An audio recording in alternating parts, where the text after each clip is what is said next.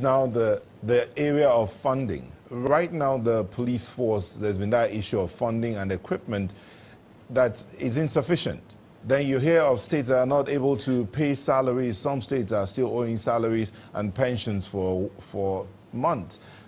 And you're talking about state police. How would the funding be? How would the equipping this police force be?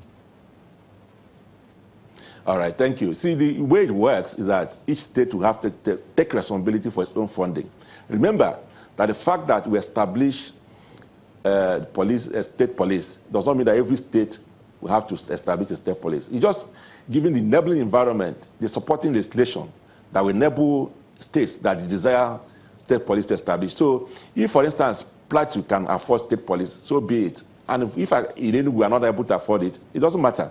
The state police, the federal police continue to function there. So what will now happen is that if states that can afford it, like Kano, maybe Lagos and Rivers State and a few other states can afford it. Now, what will happen is that the pressure on the federal police in those places will reduce. So some policemen will now be moved to other places that can't afford it, until such a time when a particular state can afford it. So this is what is happening in Australia. It's also happening in Canada. There are states who couldn't afford. So the national police are also dealing with the police matters in those respective states.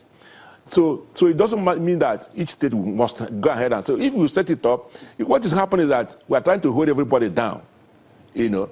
So, but let's say, let us all get up. Those who can walk, let them walk. Those who can run, let them run. But Senator, one of the challenges that comes up then, if you look at Yobe State, for example, yes, bottom 3 in terms of federal allocation, very little IGR. When you look at River State, top 3 in both categories.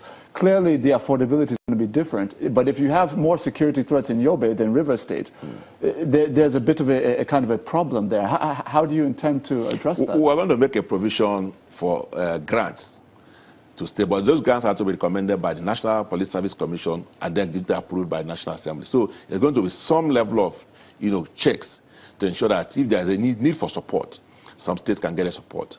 But as I said, remember that I said that if, say, less about half of Nigerian states are able to provide state police. Now, assuming they had 50-50 policemen, and then because they now have their own police, those police in those states will now reduce to maybe 20. So there's have about 30 that are free that you can send to Yobe or wherever. So everybody benefits from it. After this break, I'm going to ask you about how the state police could potentially, or maybe not, conflict with federal police in various theaters. Okay. Our viewers, after this break, we'll come back. Please do stay with us.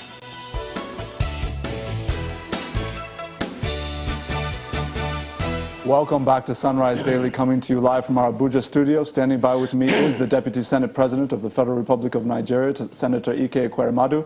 Senator, very quickly, the show's about to close, but when you look at what is your proposal, yes, and you look at, let me just use River State as a case study, where you have a lot of ethnic groups, Ekwere, Ogoni, Ija, for example, but Ekwere is the ethnic majority as it's currently constructed.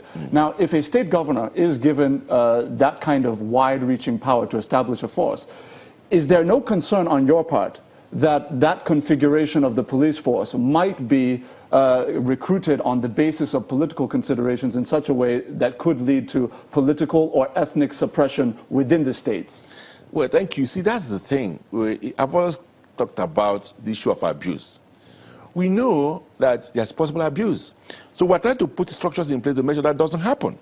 Remember that the governor is not going to appoint one single policeman, except the chairman of the commission. It's the commission that does all the appointments. Appointed by the governor? Yeah, appointed by the governor, but he's not the only member, because the Public Complaint Commission will have somebody, Human Rights Commission will have MBA, NJ, so many people have members there, and they are those who do this recruiting.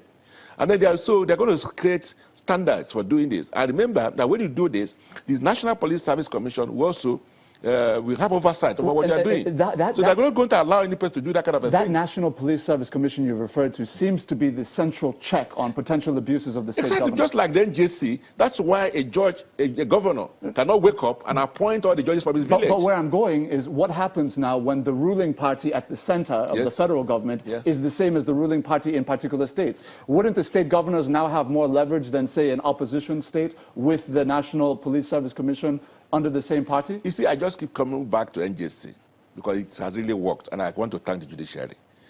Today, we have the federal government controlled by APC. We have APC states. So NJC is not dancing to the whims and caprices of federal government, the APC. They're not going to listen to you. So if you have a structure in the police like that, whether you are APC or PDP in government, wherever, they don't care. You know, and we're going to even do something better than NJC because we're going to bring other critical sectors. We're going to improve on the services the NJC is rendering with regard to police. Will this get to take effect before the election? Well, it all depends on how serious we are. If we all decide to do it in 1 week or 2, we can finish it.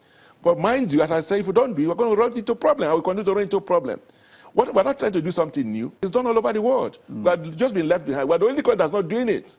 And that's why we're having this problem. Nobody's going to come to Nigeria to invest its money unless we'll be able to improve our security.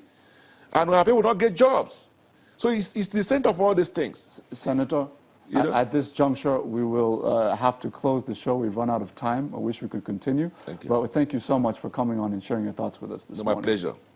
Standing by with me has been the Deputy Senate President of the Federal Republic of Nigeria, Senator Ekweremadu.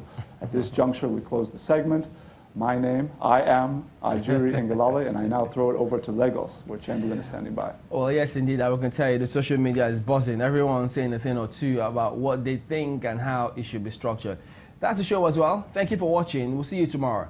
I'm Chamberlain Uso. I'm Neo Tag. We're hoping that the National Assembly will also take into account the structures of the state. You know that state of origin thing? From the Constitution, they might need to look at it again. But thank you for watching. Bye.